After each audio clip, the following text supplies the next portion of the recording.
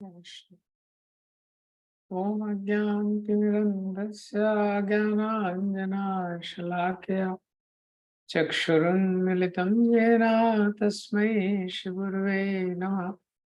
नमो विष्णुपादाय कृष्णपृष्ठाय भूतले श्रीमते भक्तिवेदान्त स्वामीति नामिने। नमस्ते सरस्वते देवे गौरवाणी प्रचारिणे निर्विशेष शून्यवादी पाश्चात्य देशतारिणी। जय श्री कृष्ण चैतन्य प्रभु नित्यानंद श्री अद्वैत गदाधर शिवासादि गौर भक्त वृंद। हरे कृष्णा कृष्णा कृष्णा हरे हरे, हरे राम राम राम हरे हरे। हरे कृष्णा। तो ये जो आज 5th चैप्टर स्टार्ट करेंगे, तो प्रभुपाद जी ने इसको नाम दिया है कर्म yoga action in Krishna consciousness. तो इस 5th चैप्टर का एक्रोनिम है स्टेप। तो इस 5th चैप्टर में बताया गया है कि कैसे सही डायरेक्शन में व्यक्ति को स्टेप्स लेने चाहिए। तो जिस डायरेक्शन में व्यक्ति स्टेप लेता है, तो सही डायरेक्शन में अगर स्टेप लेगा तो इस संसार में एंटेंगल नहीं होगा, वो संसार की कॉम्प्लेक्सिटी से बच जाएगा। गलत डायरेक्शन में स्टेप लेगा तो हर स्टेप के साथ व्यक्ति एंटेंगल होते जाता है। तो how to stay in this world, how to stay in this world, take steps in this world so that one does not get entangled in this world and lead a life of liberation.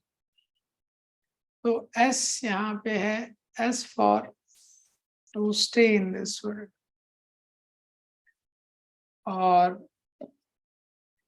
T है 3 doers, 3 doers के बारे में बताया गया है।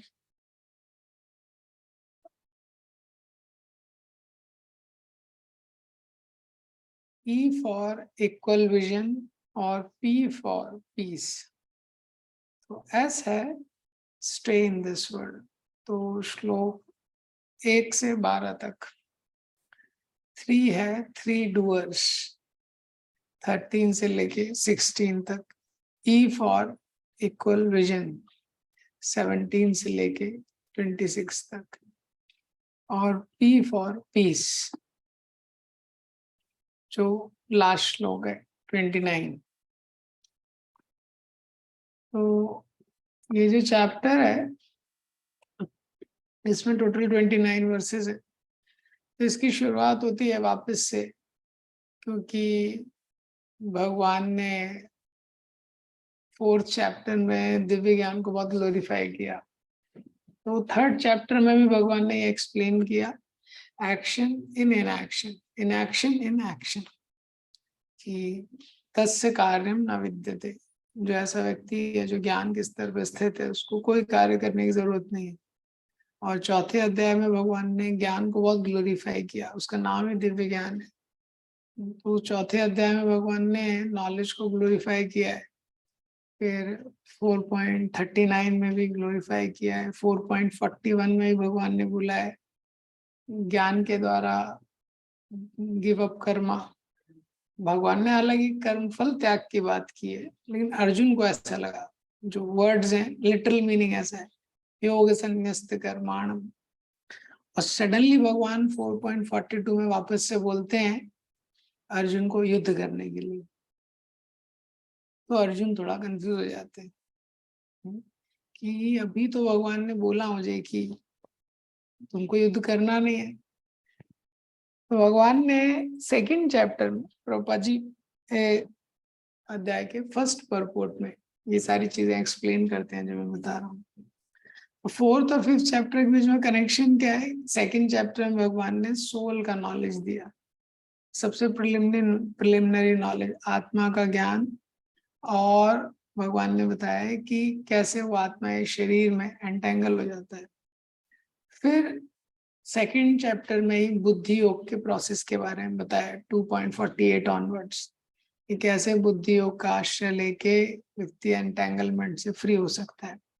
Third chapter में भगवान ने बताया कि जो व्यक्ति ज्ञान के स्तर पे है उसको कोई काम करने के लिए बाध्य ऑब्लिगेशन नहीं है, तस्य कार्यम न विद्यते, ना उसका कोई करने योग्य है ना उसको कोई छोड़ने योग्य है, कार्य ऑब्लिगेशन नहीं है उसका। चैप्टर 4 में भगवान बताते हैं अर्जुन को अलग अलग तरह के यज्ञों के बारे में, और फिर भगवान बोलते हैं सर्व कर्म अखिलम पार्थ ज्ञाने परिसमाप्यते, कि अर्जुन सारे जो यज्ञ रहते हैं दे कल्मिनेट इन नॉलेज, वो ज्ञान में उनका कंक्लूजन होता है, कल्मिनेशन होता है। और फोर्थ चैप्टर भगवान ने ज्ञान को बहुत ग्लोरीफाई किया है 16 से लेके 18 श्लोक में, उसके बाद भी पूरे चैप्टर में ज्ञान का ग्लोरिफिकेशन। फिर भगवान 4.41 में ग्लोरीफाई करते हैं ज्ञान को, रिनंसिएशन को, और 4.42 में अर्जुन को बोलते हैं कि तुम युद्ध करो। तो अर्जुन सोचते हैं कि जो रिनंसिएशन इन नॉलेज है, जो ज्ञान में व्यक्ति त्याग करता है, उसमें तो कोई कार्य उसको करना नहीं चाहिए। रिनंसिएशन इन नॉलेज मतलब अर्जुन के लिए इसका मतलब क्या है? Renunciation in knowledge means no work, कोई कार्य नहीं। लेकिन अर्जुन को लगता है कि भगवान बोल रहे हैं तुम कर्म करो, तो अर्जुन को लगता है कि अगर मैं कर्म करूंगा, even if I work in devotion, then how the work is stopped, तो काम का क्रिया कैसे बंद हो गई? संन्यास मतलब कोई वर्क नहीं, लेकिन भगवान बोल रहे हैं क्रिया करना है, कर्म करो, युद्ध करो, ये तो एक क्रिया है, तो फिर ये संन्यास कैसे हुआ? तो अर्जुन को समझ में नहीं आ रहा है। तो अर्जुन का बेसिक चैलेंज क्या जा रहा है अंडरस्टैंडिंग में कि कर्म और त्याग, अर्जुन को लग रहा है ये एक साथ नहीं हो सकता। कर्म करेंगे तो त्याग नहीं होगा, त्याग किया तो कर्म कैसे करेंगे, ऐसा है। तो क्या मेन चीज है जो अर्जुन की अंडरस्टैंडिंग में कमी है कि work in full knowledge is non-reactive and is therefore same as inaction। जब व्यक्ति पूरी नॉलेज में कि कैसे हम भगवान के अंश हैं, भगवान हमारे स्वामी हैं, जब व्यक्ति ज्ञान में इस अंडरस्टैंडिंग के साथ कर्म करता है तो वो कर्म का कोई रिएक्शन नहीं बनता है, तो वो कर्म अकर्म है या इनएक्शन है। ये अर्जुन के नॉलेज में अभी तक फिट नहीं हुआ है। तो अर्जुन को लग रहा है एक है कर्म और दूसरा है त्याग, जो ज्ञान है मतलब अकर्म। तो अर्जुन का मतलब है अकर्म मतलब इनएक्शन, लेकिन भगवान बता रहे हैं अकर्म मतलब नॉन रिएक्टिव एक्शन। तो यहाँ कंफ्यूजन हो रहा है, ये सब एक्सप्लेन किया गया। तो इस चैप्टर में जो सबसे पहला सेक्शन है उसमें भगवान बताते हैं शुरू में कर्म योग के बारे में। भगवान बोलते हैं कर्म योग संन्यास दोनों, अर्जुन वापस से 3.1 5.1 सेम क्वेश्चन है। थर्ड और फिफ्थ चैप्टर सिमिलर है, जैसे 7th और 9th चैप्टर भगवद गीता में सिमिलर है। तो भगवान लेकिन थोड़ा और डेप्थ में बताते हैं, बस उतना अंतर है। तो अर्जुन प्रश्न करते हैं क्या बेटर है, वापस से जो 3.1 में पूछा है वही 5.1 है। संन्यासम कर्मणाम कृष्णा पुनर्योगम च शंससे, कि संन्यास बेहतर है या कर्मयोग बेटर है। तो भगवान बोलते हैं सेकंड से लेके 6 वर्ष तक इसको एक्सप्लेन करते हैं कि जो कर्म योग है, ये karma yoga is equal to but easier than sannyas. So भगवान बताते हैं जो कर्म योग है it is safer, easier and better. अगर तुम सोचोगे सारे कर्मों को छोड़ दो, पूरी तरह से डिटैच हो जाओ, कोई क्रिया ना करो, उससे बेटर है कि कर्म योग, सही कॉन्शियसनेस में कर्म करो। ये सेफ है, it is safer, it is better and it is easier. ये कैसे बेटर है, कैसे इजियर है, ये एक्सप्लेन करेंगे। मतलब भगवान ये सिद्धांत एक्सप्लेन करते हैं कि क्रिया का त्याग करना जीव के लिए बहुत मुश्किल है। तो जो कर्म सन्यासी होते हैं जैसे जो कर्म संन्यास लेता है तो वो उसके लिए कोई क्रिया ही नहीं है, तो उसके लिए केवल दो ही स्टेज है, मंडेन एक्शन और इनएक्शन। तो वो सारे एक्शंस को त्याग कर देता है। अब लेकिन उसके मन में अगर कोई इच्छा हो रही है, कुछ डिजायर आती है, तो उसके लिए उसके पास कोई ऑप्शन नहीं है। तो भगवान बोल रहे हैं कर्म संन्यास एक्सप्लेन करते हैं आगे कि ये बहुत मुश्किल चीज है। तो जो कर्म योग है ये इजियर है, बेटर है और सेफर है। तो इसको एक्सप्लेन करते हैं 2 से लेके 6 तक। उसके बाद 7 से लेके 12 में भगवान एक्सप्लेन करते हैं जो इस तरह का जो योगी है, जो कर्म योग में लगा हुआ है, उसके बारे में एक्सप्लेन करते हैं कैसे इस संसार में रहते हुए भी उस संसार से एंटेंगल नहीं होता है। तो ही स्टेज इन दिस वर्ल्ड, जो पहला थीम है इसका, yes, he stage in this world but does not gate entangled. जैसे कमल रहता है पानी में, लेकिन उसमें पानी में रहते हुए भी पवित्रता और सुंदरता का उदाहरण है कमल। कीचड़ में रहते हुए भी पवित्रता और सुंदरता। इसी तरह वो व्यक्ति है संसार में रहते हुए भी बिल्कुल भी एंटेंगल नहीं होता है संसार की चीजों में। तो उसकी कैरेक्टरिस्टिक बताए हुए हैं कि कैसे वो इस संसार में काम करता है। फिर 13 से लेके 16 तक सेकंड थीम है T, T for 3 doers. 3 doers के बारे में बताया। तो ये संसार में जीवात्मा को लगता है मैं ही सब कुछ कर रहा हूँ, लेकिन वो नहीं कर रहा है।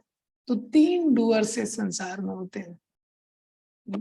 तो प्लेटफॉर्म ऑफ नॉलेज में व्यक्ति को समझ में आता है कि 3 डूअर है। तो एक डूअर है लिविंग एंटिटी, जो क्या करता है, जो लिविंग एंटिटी है वो डिजायर करता है, जो जीव है। दूसरा डूअर है मटेरियल नेचर, जो प्रकृति है। प्रकृति क्या करता है, उसको फैसिलिटेट करता है, फैसिलिटी प्रोवाइड करता है। और तीसरा डूअर सुपर सोल, जो सैंक्शन करता है। वास्तव में इस संसार में अगर ये प्रश्न हो कि who is actually running the show, who is actually doing things, वास्तव में संसार में कौन काम कर रहा है एक्चुअली, तो वो 3 गुण है। इसलिए देखिए भगवान ने कई जगह बोला है कि जैसे भगवान बोलते हैं आगे, मया अध्यक्षेण प्रकृति सूयते सा चराचरम, कि मेरी अध्यक्षता में प्रकृति सब कुछ करती है, चर और अचर सब इसके नियंत्रण में है। भगवान ने बीच पहले बोला है अहंकार विमूढ़ आत्मा कर्ता अहमिति मन्यते। मूर्ख व्यक्ति है वो, अहंकारी व्यक्ति मूर्ख व्यक्ति है जो सोचता है कि मैं करता हूँ। करेक्ट, 3rd चैप्टर में बताया अहंकार विमूढ़ आत्मा प्रकृति क्रियमाणानि गुणे कर्माणि सर्वशा अहंकार विमूढ़ आत्मा कर्ता अहमिति मन्यते। इस प्रकार से भगवान बोलते हैं कि वो मूर्ख है जो सोचता है कि मैं करता हूँ, क्योंकि वास्तव में करने वाली प्रकृति है। तो वास्तव में संसार में सारी चीजें प्रकृति के 3 गुणों से होती हैं, और जो 3 गुण है ये बहुत पावरफुल फोर्सेस है, बहुत शक्तिशाली है 3 गुण। जीवात्मा ऑलमोस्ट लाइक हेल्पलेस है। ऐसे 3 गुण इतने स्ट्रांग होते हैं। जैसे कभी कोई कार खराब हो गई किसी की, तो आगे जो ट्रक जा रहा है, तो ट्रक में वो एंकर लगा लेता है अपना। करेक्ट, अब उसकी कार तो खराब हो गई, वो चल नहीं रही है, तो ट्रक में एंकर लगा लेता है। तो जो ट्रक जितनी स्पीड से, ट्रक तेज होगा तो ये तेज होगा, ट्रक स्लो होगा तो ये स्लो होगा, ट्रक रुक जाएगा तो ये रुक जाएगा। ऐसे ही मोड में एंकर्ड है जीवा। तो जो मोड में चलता है वो मोड के अकॉर्डिंग हो। जैसे वो कार है वो हेल्पलेस है, उसमें हालांकि ड्राइवर बैठा है, स्टेयरिंग इधर उधर कर रहा है, लेकिन उसके हाथ में कुछ है नहीं ज्यादा। करेक्ट, वो ट्रक जैसे चलेगा वैसे ही उसका गाड़ी चलेगा। ऐसे ही तीनों गुणों के नियंत्रण में जीव इस संसार में काम करता है। तो मोड्स हैं बहुत पावरफुल फोर्स है, उसको हैंडल करना उसके बियॉन्ड काम। इसीलिए हम लोग कई बार देखते हैं कि व्यक्ति के मन में किस किस तरह की इच्छाएं आ जाती है, तो उसको लगता है मेरे मन में ऐसी इच्छा क्यों आ रही है, और व्यक्ति भी नहीं समझ पाता है कि मैं ऐसा कार्य क्यों कर रहा हूँ। उसको लगता है कभी मैंने ऐसा कार्य कर दिया, कभी वही व्यक्ति है वो अच्छे से बिहेव करता है, कोई वो वही व्यक्ति एकदम आउट ऑफ सेंस हो जाता है। ये मोड्स का प्रभाव रहता है। मोड्स तो भगवान इसलिए बोलते हैं मूर्ख व्यक्ति है जो अपने आप को करता समझता है ये। लेकिन यही गीता में भगवान बताते हैं कि जो अच्छा काम करता है उसको क्या फल मिलता है, जो गलत काम करता है उसको क्या फल मिलता है, ये भी भगवान बोलते हैं। करेक्ट। कर्मण्येवाधिकार अस्ति मा फलेषु कदाचित्, भगवान बोलते हैं कर्म पे तुम्हारा अधिकार है, वो भी इसी गीता में बोला गया है। और अभी आएगा 18 चैप्टर में बताया अलग अलग तरह के कर्ता का वर्णन है। और 16 चैप्टर में बताते हैं कि जो व्यक्ति अच्छा काम करता है असुर के क्या लक्षण है, और जो देवी प्रकृति वाला रहता है उसके क्या लक्षण है। तो अगर मोड सब कुछ कर रहा है तो फिर जीवात्मा के बाद तो एक जगह भगवान ये बोल रहे हैं कि हम कुछ नहीं करते, और वही गीता में अर्जुन को कर्तव्य करने की प्रेरणा भी दे रहे हैं कि तुमको करना है, सही चीज करना है। तो सिद्धांत ये है कि जीवात्मा डिजायर करता है, इच्छा करता है, उस डिजायर को मोड्स फैसिलिटेट करते हैं। जैसे एकदम छोटा बच्चा है, उसकी शक्ति में नहीं है, एकदम छोटा बच्चा बाइक चलाना चाहता है, तो वो नहीं चला सकता, इच्छा कर सकता है। इसी तरह हम लोग इच्छा करते हैं, मोड्स उसको फैसिलिटेट करते हैं, फैसिलिटी प्रोवाइड करते हैं उसको पूरा करने, और भगवान सैंक्शन करते हैं। तो जब ये तीनों चीजों का कॉम्बिनेशन हो जाता है तब वो क्रिया हो जाती है, ऐसा है। इसीलिए कई बार लोग ये प्रश्न करते हैं कि भगवान क्यों जबरदस्ती हमको अपने धाम नहीं ले जाते, या भगवान चाहते हैं इसलिए शायद मैं गलत कर रहा हूँ। नहीं, ना चाहते हुए भी भगवान सैंक्शन करते हैं कुछ चीजें जब जीवात्मा सिद्धि हो जाता है तो ये, क्योंकि भगवान को पता है कि अब इस जीवात्मा के लिए यही तरीका है मेरी तरफ मुड़ने का, इसको अनुभव की आवश्यकता है, इसको आवश्यकता है कि संसार में रहे, गलत काम करके थोड़ा ठोकर खाएगा तब उसको समझ में आएगा वो तरीके से। तो 3 डूअर्स के बारे में बताया 13 से 16 में। तो जीवात्मा डिजायर करता है और जो बोर्ड्स हैं फैसिलिटेट करते हैं, भगवान सैंक्शन करते हैं, लेकिन इसका कर्म फल जीवात्मा को भोगना पड़ता है। जीवात्मा को क्यों भोगना पड़ता है? क्योंकि जीवात्मा इनिशिएट करता है पूरे प्रोसेस को डिजायर करके, इसीलिए जो रिएक्शन होता है वो जीव पे आता है ये। लेकिन जो अल्टीमेट कंट्रोलर है सुपर सोल है, जब तक भगवान सैंक्शन नहीं करेंगे चीजें नहीं होती है। तो ये जो सेक्शन है, ये सेक्शन जब व्यक्ति पढ़ता है तो इस सेक्शन के द्वारा वो समझ सकता है कि कैसे मैं अकेला कंट्रोलर नहीं हूँ, और मेरा कंट्रोल बहुत लिमिटेड है। तो इसके बाद 17 से 21 में सिम्टम दिए हुए हैं। 16 के आगे जो नेक्स्ट सेक्शन है ई फॉर इक्वल विजन। तो जो सेल्फ रियलाइज पर्सन है वो भगवान पे फोकस करता है। तो भगवान पे फोकस करने के बाद वो इक्विपॉइज्ड हो जाता है, उसका विजन इक्वल हो जाता है। तो एक है सिमिलैरिटी, वो सिमिलैरिटी देख पाता है, कोई मनुष्य है, कोई पशु है, कोई किसी और योनि में है, कोई पक्षी है, तो there are differences in bodies, शरीरों में तो अंतर है लेकिन सिमिलैरिटी इन आइडेंटिटी, लेकिन आइडेंटिटी में सिमिलैरिटी है, सब भगवान के अंश हैं, सबके अंदर एक आत्मा है, तो वो उसको देख पाता है, सोल को। तो इक्वल विजन, लिबरेशन 17 ऑनवर्ड्स, 17 से लेके ओवरऑल 26 तक ये सेक्शन है जिसमें लिबरेशन में फोकसिंग ऑन सुपर सोल। वो सुपर सोल पे फोकस करता है, वो देखता है कि सबके अंदर वही सुपर सोल है, सब वही भगवान के अंश हैं। तो इस तरह से उसका इक्वल विजन से वो सबको देख पाता है। विद्या विनय संपन्ने ब्राह्मणे गवि हस्तिनी शुनि चैवासुपाके च पंडिता समदर्शिना। इस तरह वो जो पंडित रहता है वो समदर्शिना हो पाता है इस संसार में। और जब वो समदर्शिना इक्वल हो जाता है तो he becomes impartial in material transactions and that is a path to liberation. तो सबको रिस्पेक्ट कर पाता है, चाहे पशु है चाहे पक्षी है, किसी भी योनि में कुछ है, वो देखता है कि सबके अंदर सुपर सोल है। जैसे रहुगुण और जड़ भरत के केस में आप देखेंगे, तो जब रहुगुण राजा ने जड़ भरत को पालकी उठाने के लिए बोला तो चींटियां चल रही थी रास्ते में, चींटियां चल रही थी तो जड़ भरत कभी स्लो हो जा रहे थे, कभी चींटियों पे पांव ना रखें उसके लिए थोड़ा जंप कर जा रहे थे, तो उसकी पालकी जो थी काफी डिस्टर्ब हो गई, उसका मूवमेंट बहुत अनसिंक्रोनाइज्ड हो गया, तो रघुगण बहुत डिस्टर्ब हो गए, जो राजा थे बहुत डांटने लगे। लेकिन जड़ भरत के मन में क्या चल रहा था, उनको लगा कि अगर मैं पांव रख दूंगा तो ये चींटी का मृत्यु हो जाएगी, और ये भी जीवात्मा है, भगवान का अंश है। हाँ, अगर मैं थोड़ा ध्यान से चलूंगा तो राजा को थोड़ी दिक्कत होगी, लेकिन एक जीवात्मा की तो मृत्यु हो जाएगी। वो जड़ भरत उस डायरेक्शन से देख रहे थे। तो ये है पंडिता समदर्शिना। तो जब जीवात्मा, जब जो सेल्फ रियलाइज सोल है फोकस करता है आत्मा के ऊपर, तो फिर क्या होता है, वो सबको इक्वल दृष्टि से देखता है।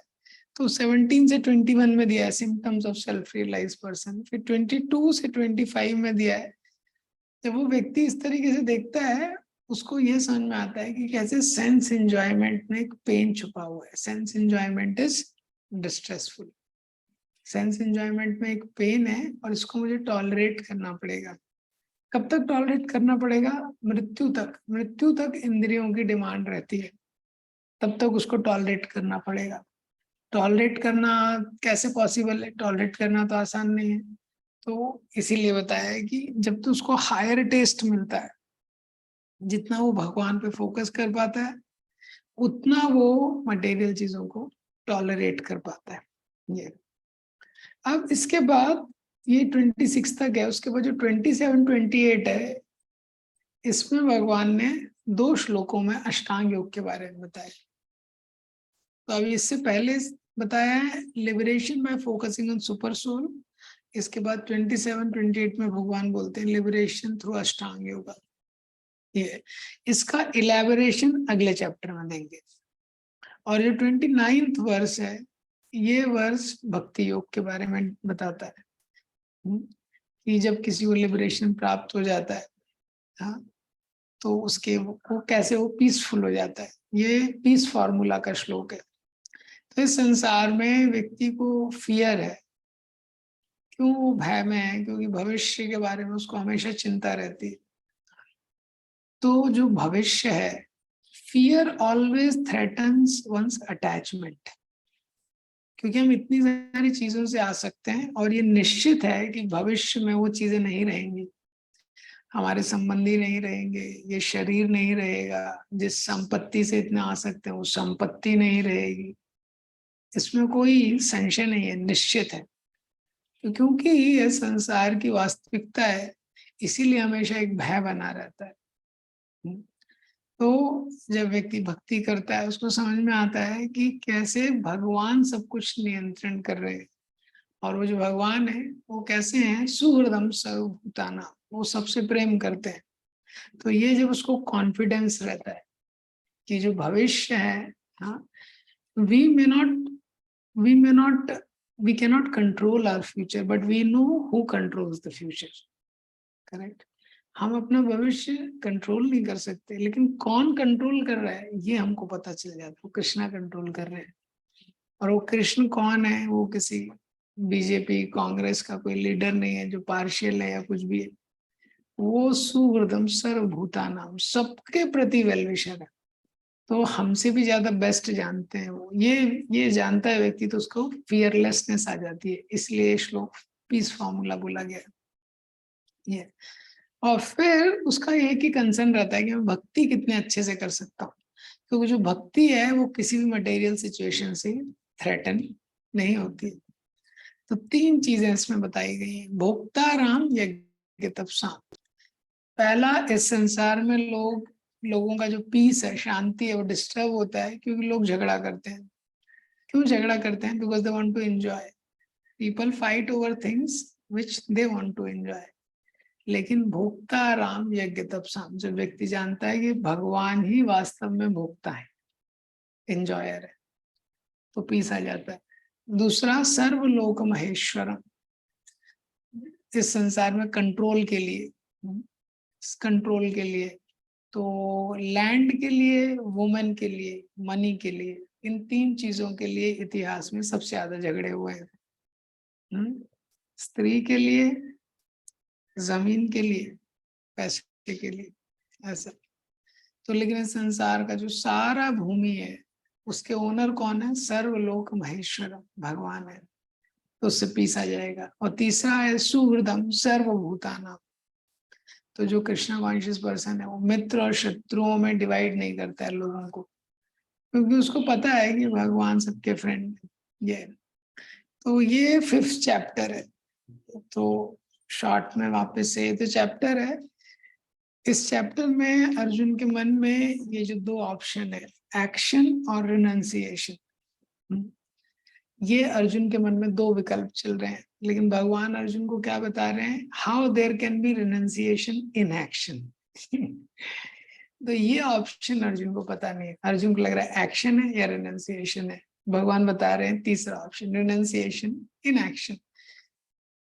कैसे उसको इंटीग्रेट किया जा सकता है ये। तो जब भगवान इस तरह से बताते हैं तो क्वेश्चन आता है कि क्या केवल एक्शन से लिबरेशन हो जाएगा? ये तो भगवान बता रहे हैं किस प्रकार से ये शुरुआत है। जब व्यक्ति इंटीग्रेट करता है, कर्म योग, कर्म और योग दोनों का इंटीग्रेशन होता है, तो बाद में इवेंचुअली वो संसार का त्याग भी कर सकता है, संन्यास भी ले सकता है, फॉरेस्ट में भी जा सकता है।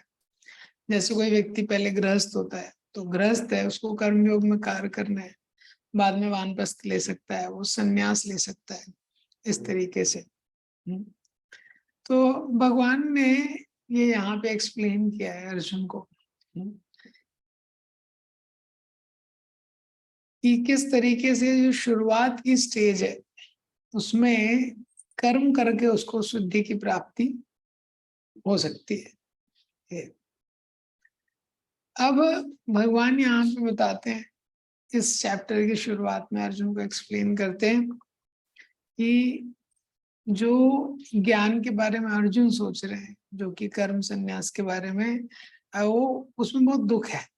ये तो अर्जुन को, क्योंकि वो छोड़ना जीव का स्वभाव नहीं है, तो इसलिए इस चैप्टर में भगवान ने बताया कि तुम कर्मयोग करो, कर्मयोग के बाद भगवान पे, सुपर सोल पे फोकस करो, और इससे तुम लिबरेशन यानी मोक्ष को प्राप्त करोगे। तो जो सन्यासी है वो संसार से छुटकारा पाके मोक्ष को प्राप्त करना चाहता है, तो तुम उसको प्राप्त कर लोगे, जो सन्यासी का गोल है। और अगर तुमको एक और ऑप्शन चाहिए तो दूसरा ऑप्शन है अष्टांग योग। भगवान बोल रहे हैं ज्ञान संन्यास की जगह 27 और 28 2 श्लोकों में अष्टांग योग के बारे में बताया है। ये तो वो नेक्स्ट चैप्टर में एक्सप्लेन किया, 6th चैप्टर में। और तीसरा ऑप्शन है भक्ति योगा, जो हमेशा प्रैक्टिस किया जा सकता है। वो 29 श्लोक पे है, जो आगे के 6 अध्याय में उसको एक्सप्लेन करेंगे। तो ये जो प्रोग्रेशन है, ये क्या है? प्रोग्रेशन में जो पहले 5 चैप्टर है, इसमें भगवान ने एक्सप्लेन किया है और एस्टेब्लिश किया है कि action is better than renunciation, कर्म योग इज बेटर देन ज्ञान योग। तो ये 2nd चैप्टर में भी एक्सप्लेन किया भगवान ने, 3rd में भी एक्सप्लेन किया ये। तो 4th चैप्टर थोड़ा अलग था। 4th चैप्टर में भी हालांकि भगवान ने इसी को एक्सप्लेन किया, जनक आदि का एग्जाम्पल देके। और 5th चैप्टर में वापस से इसको एक्सप्लेन करेंगे ये। तो भगवान अर्जुन को बोल रहे हैं वापस से, कर्म योगा बेटर देन ज्ञान योगा। और जब व्यक्ति कर्म योगा करता है, कर्म योग करने के बाद वो उस स्तर पे आ जाता है कि उस संसार को रिनाउंस कर सकता है, और उस समय पे वो अष्टांग योग की प्रैक्टिस कर सकता है या भक्ति योग की प्रैक्टिस कर सकता है। तो भक्ति योग हमेशा प्रैक्टिस किया जा सकता है, लेकिन ये सारे योग भगवान बता रहे हैं। भगवान ने कर निष्कर्म, सकाम कर्म योग, निष्काम कर्म योग, ज्ञान योग, अष्टांग योग, ये सारे बता रहे हैं, क्योंकि गीता का एक यूनिवर्सल मैसेज है। ये यूनिवर्सल मैसेज है जिससे भक्ति योग की सुपीरियरिटी को स्टैब्लिश किया जा सके, कैसे भक्ति योग सर्वश्रेष्ठ है। तो इसलिए भगवान ने सबसे कंपैरिजन करके बताया है, क्योंकि अगर व्यक्ति को बाकी चीजों के बारे में पता नहीं रहेगा तो वो समझ नहीं पाएगा। तो जो 4था अध्याय था ज्ञान योग या दिव्य ज्ञान जिसका नाम था, तो 3rd चैप्टर है कर्म योग, और 5वां चैप्टर का नाम भी क्या है? कर्म योग। Action in Krishna consciousness, Prabhupada ji ने ऐड कर दिया है, कृष्ण भावना भावित कर्म। ये तो कन्वेंशनली जो 5वां चैप्टर है इसका नाम है कर्म संन्यास योगा, और चौथा चैप्टर है इसका मतलब है ज्ञान कर्म संन्यास योगा। इसका मतलब है कि ज्ञान, ज्ञान के द्वारा जब व्यक्ति समझता है कि कैसे कर्म करना है, ये तो वो है 4th चैप्टर में।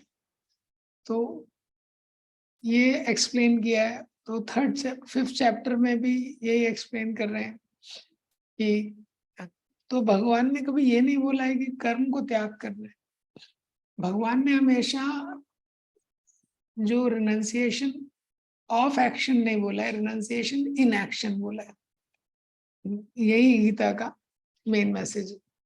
तो चैप्टर 4 भगवान ने कंक्लूड किया, अर्जुन को बोला कि युद्ध करो। चैप्टर 5 में अर्जुन ने वही प्रश्न पूछा कि कैसे युद्ध करना श्रेयस्कर है या वो, क्योंकि आपने तो चैप्टर 4 में बहुत ग्लोरीफाई किया है दिव्य ज्ञान को। ये तो चैप्टर 5 में वापस से डिटेल में भगवान अर्जुन को बताते हैं, डिटेल में एक्सप्लेन करते हैं कि कर्म योग जो है वो सेफर है, बेटर है और इजियर है ज्ञान योग से।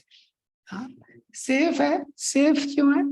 क्योंकि व्यक्ति अगर प्रीमैच्योर स्टेज पे कर्म का त्याग कर देता है और ज्ञान के लेवल पे स्थित नहीं है तो फिर वो मिथ्याचारी बन जाता है, जो 3.6 में बताया। बेटर है। बेटर क्यों है? क्योंकि इसमें अच्छे रिजल्ट्स को जल्दी अब्सॉर्ब हो सकता है, क्योंकि त्यागना उसका स्वभाव नहीं है, तो इससे वो जल्दी उस लक्ष्य को प्राप्त कर सकता है और इजियर है।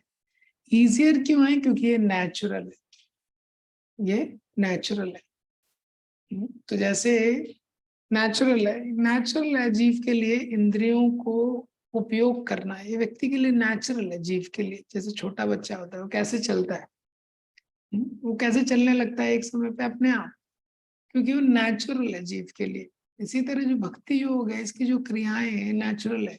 श्रवणम कीर्तनम विष्णु स्मरणम पाद सेवनम अर्चनम वंदनम दास्यम साख्यम आत्मनिवेदनम। ये तो कान है तो कुछ सुनेगा, आंखें हैं तो कुछ देखेगा, मन से कुछ चीजों का स्मरण करेगा।